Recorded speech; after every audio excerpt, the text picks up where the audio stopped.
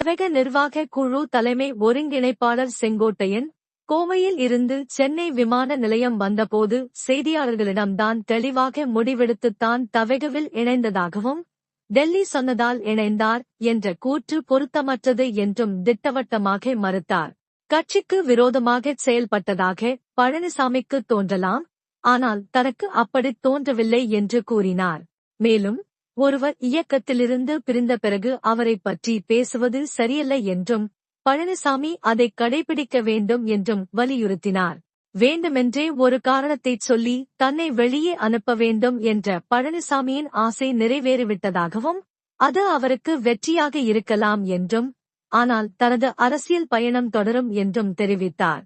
பழனிசாமி தன்னை விமர்சித்தது குறித்து அவருக்கு நான் பதில் சொல்லும் அளவுக்கு அவர் பெரிய தலைவரே அல்ல என்று செங்கோட்டையன் தெரிவித்திருந்தார். யார் என்ன சொன்னாலும் சொல்லட்டும், நான் தெளிவாக இருக்கிறேன். தேர்தலில் மக்கள் தீர்ப்பளிப்பார்கள் என்றும் அவர் கூறினார்.